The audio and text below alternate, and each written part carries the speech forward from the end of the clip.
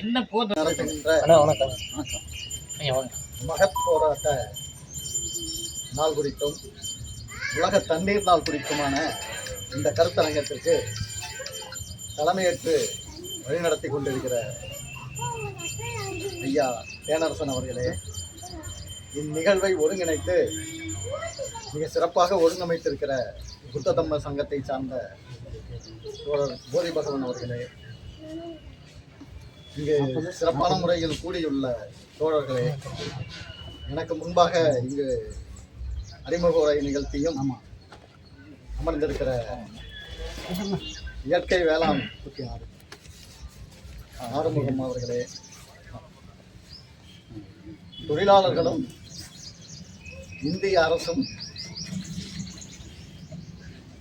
எவ்வாறு நீர் உரிமைகளை பயன்படுத்தி கொண்டிருக்கிறார்கள் என்று பேசி சென்ற தோழர் முத்துசாமி அவர்களே, உங்கள் அனைவருக்கும் எனக்கு பிறகு சிறப்பாக பேச இருக்கிற பேராசிரியர் சுரேஷ் அவர்களுக்கும் தோழர் வீரசிங்கோலன் அவர்களுக்கும் தோழர்களுக்கும் அனைவருக்கும் நான் சார்ந்திருக்கிற தமிழ்நாடு பொதுவுடைமை கட்சியின் சார்பாக வணக்கங்களையும் வாழ்த்துக்களையும் நன்றிகளையும் தெரிவித்துள்ளேன். உள்ளபடியே இந்த நிகழ்வு என்பது ஒரு சிறப்பான ஒன்று. இந்த நிகழ்வை இந்த தெப்ப குளத்தில் ஒருங்கிணைத்திருப்பது என்பது அதற்கும் மேலாக. நீர் என்பது இந்த உலகினுடைய உயிர் சூழலை காத்து கொண்டிருக்கிற ஒரு அடிப்படை பண்புண்டை. நீரின்றி அமையாத உலகு என்றார் வள்ளுவர். நீர் இல்லை என்றால் இந்த உலகில் உயிர்களே இல்லை. உயிர்கள் இயங்குவதற்கும் உயிரோடு இருப்பதற்கும் அடிப்படையானதாக இருக்கக்கூடிய இரண்டு தனிமங்கள், ஹைட்ரஜன், ஆக்சிஜன். இந்த ஆக்சிஜன் அதிகமாக பங்கெடுக்கிற இடங்கள் ரெண்டு, ஒன்று காற்று, இன்னொன்று நீர். ஆக இந்த நீரினுடைய தேவை என்பது இந்த உலக உயிர்கள் உயிரோடு இருப்பதற்குரிய தேவையில் ஒன்றாக இருக்கிறது. இந்த உயிர்கள் எல்லாம் ஒரு சங்கிலியில் இருக்கு. அதை பல்லுயிர்ம சங்கிலி என்று கூறுவார். இந்த பல்லுயிர்ம சங்கிலி என்பது பயோசெயின் அப்படின்னு ஆங்கிலத்தில் சொல்லுவாங்க. இந்த பயோசெயின் என்பது என்னன்னா தாவரங்கள், தாவரங்களை சார்ந்து, தாவரங்கள் என்றால் இந்த புல்லு பூண்டு செடிகள் மரங்கள் இவைகள் எல்லாம், இவற்றை சார்ந்து விலங்குகள், இந்த விலங்குகளை சார்ந்தே விலங்குகள். விலங்குகளை சார்ந்தே விலங்குகள் என்ன, தாவரத்தை உண்டு வாழ்கின்ற விலங்குகள், தாவரத்தை உண்டு வாழ்கின்ற விலங்குகளை உண்டு வாழ்கின்ற விலங்குகள், இந்த விலங்குகளையும் தாவரங்களையும் சார்ந்தே வாழ்கிற மனித இனம். மனிதன் உணவில்லாமல் உயிர் வாழ முடியாது. அவன் தாவரங்களை உண்டு செரிக்காமல் உயிர் வாழ முடியாது. விலங்கினுடைய சதைகளையும் எலும்புகளையும் உண்டு வாழாமல் அவனால் உயிர் வாழ முடியாது. ஆக இந்த பல்லுயிர்ம சங்கிலியினுடைய அடிப்படையாக இருக்கிற ஒரு மிகப்பெரிய கூறு என்றால் அது உயிர் நீர். ஆனால் இந்த நிகழ்வு ஒருங்கிணைக்கப்பட்டிருக்கிற தன்மை என்பது என்னவென்றால், உலகத்தில் உள்ள அனைத்து நீரும் மனிதர்களுக்கானது, உயிர்களுக்கானது. அதில் இறுதியாக இந்த நீரை பகிர்ந்து கொள்கிற ஒரு உயிரினமாக வாழ்ந்து கொண்டிருப்பவர்கள் மனிதர்கள். ஆனால் உலகில் எந்த இடத்திலும் நீரை எந்த மனிதர்களுக்கும் தடை செய்து நிறுத்தியது. ஆனால் இந்தியா என்கின்ற இந்த சாதிய சமுதாயத்தில் நீரை பெறுவதற்கு உரிமையற்ற மக்களாக இந்த மக்கள் வாழ்ந்து கொண்டிருக்கிறார். ஒடுக்கப்பட்ட மக்கள் என்பவர்கள் வாழ்ந்து கொண்டிருக்கிறார். சாதியால் புறந்தள்ளப்பட்டவர்களாக இருக்கக்கூடிய மக்கள் வாழ்ந்து கொண்டிருக்கிறார். சாதியத்தை சார்ந்தவர்களாக அவர்கள் இல்லை என்ற ஒரே காரணத்தினால்தான் அவர்கள் சாதியால் புறக்கணிக்கப்பட்டார்கள். ஆக அந்த மக்களை ஒரு சாதியாக கணக்கெடுப்பது என்பது வேறு செய்தி. ஆக இந்த நீர் உரிமையை பெறுவது என்பது ஒரு மிகப்பெரிய வேலை. இந்த வேலையை காலங்காலமாக பாதுகாத்து வந்த சமூகங்கள் இந்த உலகத்தினுடைய பழைய சமூகங்கள். இந்த பழைய சமூகங்கள் ஆறுகளை பாதுகாத்தார்கள், குளங்களை பாதுகாத்தார்கள், சிறிய குட்டைகளை வெட்டி வைத்தார்கள். விலங்குகள் தண்ணீர் குடிப்பதற்கென்ற குட்டைகளை எல்லாம் கூட காட்டிலே வெட்டி வைத்தார்கள். இப்படியெல்லாம் இருந்த இந்த நீர் பரப்பு என்பது இன்றைக்கு உலகின் மிகப்பெரிய சாக்கடைகளாக இருப்பதே ஆறுகள் தான்.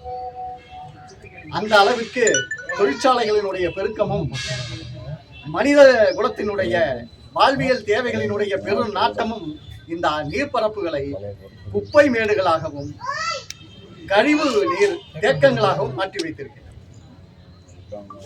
இந்த கழிவு நீர் தேக்கங்களாக மாறி போயிருக்கிற குளங்களையும் ஏரிகளையும் மீட்பதற்கென்றே இங்கு இயக்கங்கள் நடைபெற்றன. அந்த இயக்கத்தின் ஒரு பகுதியாக குளங்களை தேடி சென்று குளங்களின் கரைகளில் நின்று இந்த குளங்களை பற்றி பேசுவது. இந்த குளம் எந்த அளவிற்கு உதவியது, எந்த அளவிற்கு உதவியது, இந்த குளத்தினுடைய பயன் என்ன என்பதையெல்லாம் பேசிய காலம் ஒன்று இருக்கிறது. இந்த காலத்தினுடைய இந்த பேச்சுக்களினுடைய ஒரு வடிவமாகத்தான் இயற்கை வேளாண் அறிவியலாளர் என்று சொல்லப்படுகின்ற நம்மாழ்வார் தமிழகத்தில் தலை தெரிந்தவராக மாறினார். இயற்கை வேளாண்மைக்கு திரும்புதல் என்பது நீரை மீட்காமல் அல்ல, நிலத்தை மீட்காமல் அல்ல, விதைகளை மீட்காமல் அல்ல, சுற்றுச்சூழலை மீட்காமல் அல்ல, பல்லுயிர்ம சங்கிலியை மீட்காமல் இல்லை என்கிற அளவில் அந்த இயக்கம் நடைபெற்றது. அதனுடைய மறுபகுதியாகத்தான் இயற்கை வேளாண்மை செய்து கொண்டிருக்கிற ஆறுமுகம் ஐயா அவர்களும் அவர்களுடைய மகனார் புத்த சங்கத்தினுடைய பொறுப்பாளராக இருந்து கொண்டிருக்கிற ஜோதி பகவான் அவர்களும் இந்த இடத்தில் இன்றைய நிகழ்ச்சியை ஒருங்கிணைக்கிறார். அந்த வகையில் அவர்களுக்கு என்னுடைய வாழ்த்துக்களையும் வணக்கங்களையும் மீண்டும் ஒரு முறை கூறுகிறேன். மிக சிறப்பான வேலை இருக்கிறது. இது போலவே தமிழ்நாட்டில் உள்ள அனைத்து ஏரிகளையும் குளங்களையும் அந்த ஏரிகள் குளங்களுக்கு அருகே சென்று அந்த ஏரிகளினுடைய பயன் என்ன, அதனுடைய நீர் பரப்பு என்ன, அதன் மூலம் பயன்பெறுகின்ற நிலங்கள் எவ்வளவு, அதன் மூலம் விளைகின்ற விளைச்சல் என்ன, அந்த விளைச்சலை மக்களுக்கு எப்படி கொண்டு செல்வது, அந்த விளைச்சலை இயற்கை விளைச்சலாக இருக்கிறதா அல்லது ரசாயன முறைகள் இருக்கிறதா என்பதையெல்லாம் ஆய்வு செய்து அவற்றை ஒழுங்கமைக்கிற வேலைகளை மிகப்பெரிய அளவில் வேளாண் மக்களுக்கு அறிமுகப்படுத்த வேண்டிய தேவை இருக்கிறது. அந்த வகையில் இந்த நீர் நாள் என்பதும் இங்கு முக்கியத்துவம் பெறுகிறது. உலகத்தின் மிகப்பெரிய உலகம் 2 பெரும் பரப்புகளால் ஆனது, நீர்ப்பரப்பு, நிலப்பரப்பு. நிலப்பரப்பை ஒப்பிடும் பொழுது நீர்ப்பரப்பு என்பது மிகவும் பெரியது. ஆனால் உலகத்தில் உள்ள அத்தனை நீரையும் மனிதர்கள் பயன்படுத்தி விட முடியுமா என்றால் முடியாது. 100 விழுக்காட்டு நீரில் 82 விழுக்காட்டு நீர் உப்பு நீர், மக்கள் பயன்படுத்தப்பட முடியாத நீர். ஆனால் அந்த உப்பு நீரை தாண்டி மீதி 82 விழுக்காடு போக மீதி 18 விழுக்காடு இருக்கிறதே, அந்த 18 விழுக்காட்டு நீரிலும் கூட மனிதர்கள் பயன்படுத்தக்கூடிய நீரினுடைய அளவு 7.5 விழுக்காடு தான். அப்ப ஒரு 7.5 விழுக்காட்டு நீர் என்பதுதான் இந்த மனித குலத்தையே வாழ வைத்துக் கொண்டிருக்கிறது. இந்த நீர் நிலத்திற்கு உள் கிடக்கிறது, கடலுக்கடியில் நன்னீர் ஓட்டமாக இருக்கிறது. ஆனால் இந்த நீரைத்தான் நாமும் பயன்படுத்துகிறோம். நிலத்துக்கடியில் இருக்கிற நீரை கிணறுகள் வழியாகவும் ஆழ்துளை கிணறுகளையும் கொண்டும் நாம் பயன்படுத்துகிறோம். ஆற்று நீராக நாம் பயன்படுத்துகிறோம். ஆனால் நன்னீர் ஓட்டங்களை எல்லாம் நாம் மாசுபடுத்திவிட்டு இந்த நன்னீர்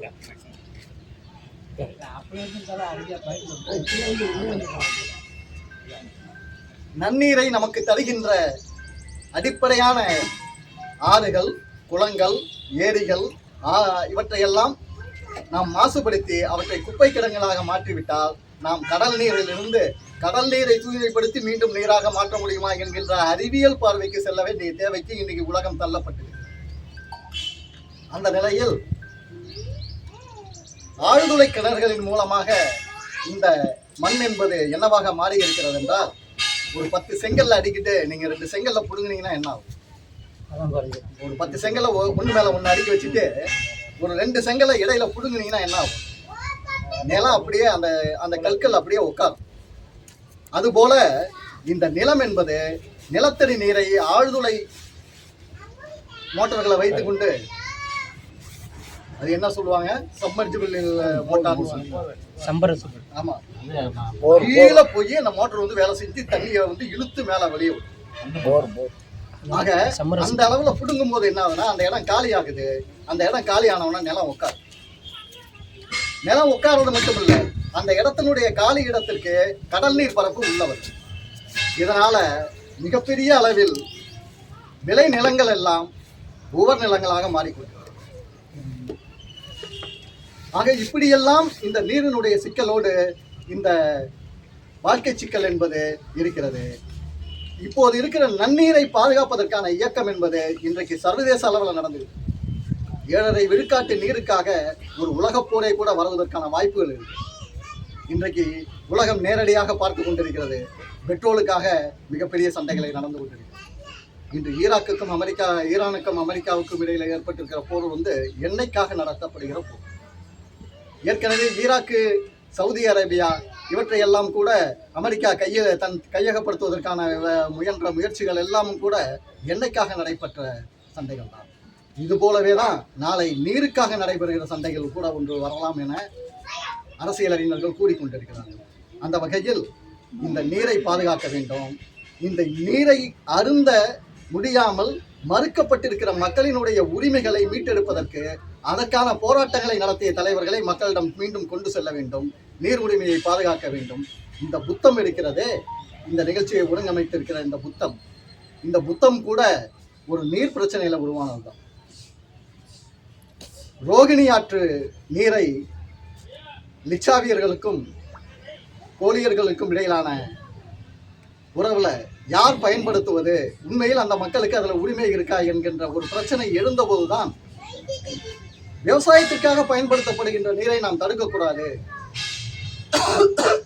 அது இயற்கைக்கு எதிரானது என்ற ஒரு நிலைப்பாட்டை எடுத்தவர் புத்தர்.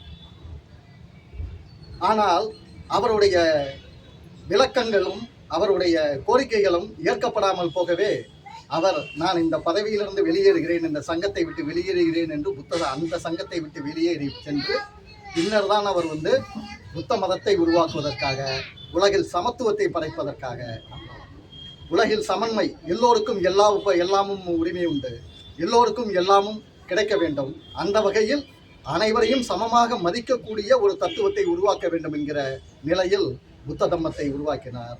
அந்த புத்த தம்மத்தின் அடிப்படையில் இந்த நீர் உரிமையையும் மக்களுடைய மனித உரிமையையும், உண்மையில் தீண்டாமை என்பது ஒடுக்கப்பட்ட மக்களுக்கு எதிரானதல்ல, மனித குலத்திற்கு எதிரானது. அதை தான் அம்பேத்கர்